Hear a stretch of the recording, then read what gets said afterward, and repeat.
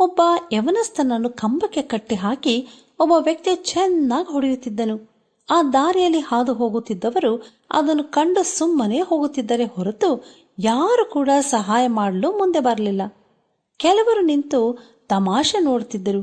ಆ ಯುವಕನು ಜೋರಾಗಿ ಅಳುತ್ತಾ ನನ್ನನ್ನು ಬಿಟ್ಟು ಬಿಡಿ ಎಂದು ಬೇಡುತ್ತಿದ್ದನು. ಆದರೆ ಹೊಡೆಯುತ್ತಿದ್ದ ವ್ಯಕ್ತಿ, ನನ್ನ ಹಣವನ್ನು ಕೊಡು, ಈಗಲೇ ಬಿಟ್ಟು ಬಿಡ್ತೇನೆ ಎಂದು ಹೇಳಿದಾಗ ಆ ಯುವಕ, ನನ್ನ ಬಳಿ ಹಣ ಇಲ್ಲ, ಸ್ವಲ್ಪ ಸಮಯ ನೀಡು, ನಿನ್ನ ಹಣವನ್ನು ಕೊಡ್ತೇನೆ ಎಂದರೂ ಆ ವ್ಯಕ್ತಿ ಮಾತ್ರ ಬಿಡಲೇ ಇಲ್ಲ.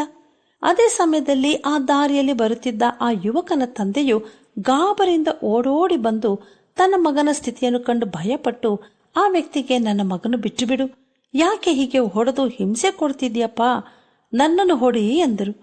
ಅದಕ್ಕೆ ಆ ವ್ಯಕ್ತಿ, ನಿನ್ನ ಮಗ ತೆಗೆದುಕೊಂಡಿರುವ ಹಣವನ್ನು ಹಿಂದಿರುಗಿಸಿ ಕೊಡು ಎಂದನು. ಆಗ ತಂದೆಯು ತಕ್ಷಣ ಓಡಿ ಹೋಗಿ ತನ್ನ ಆಸ್ತಿಯನ್ನು ಮಾರಿ ಹಣವನ್ನು ತಂದುಕೊಟ್ಟು ತನ್ನ ಮಗನನ್ನು ಬಿಡಿಸಿಕೊಂಡು ಹೋದರು.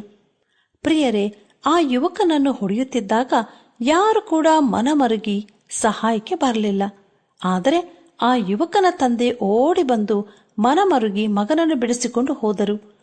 ಅನೇಕ ಸಮಯದಲ್ಲಿ ನಾವು ಒಬ್ಬಟ್ಟಿಗರಾಗಿ ನಮ್ಮ ಜೀವನದಲ್ಲಿ ಕಾಣುವ ಅನೇಕ ಸಮಸ್ಯೆ, ಹೋರಾಟ, ಭಯ, ಸಾಲ, ಕಷ್ಟ, ನಿರುತ್ಸಾಹ, ಅನಾರೋಗ್ಯ, ಹಲವಾರು ಸಮಸ್ಯೆಗಳಲ್ಲಿ ಸಿಕ್ಕಿ ಹಾಕಿಕೊಂಡಿರುವಾಗ ನಮ್ಮ ಸ್ನೇಹಿತರು, ಬಂಧುಗಳು ಯಾರು ಕೂಡ ನಮ್ಮ ಜೊತೆ ನಿಲ್ಲುವುದಿಲ್ಲ, ಕನಿಕರ ಕೂಡ ತೋರಿಸುವುದಿಲ್ಲ.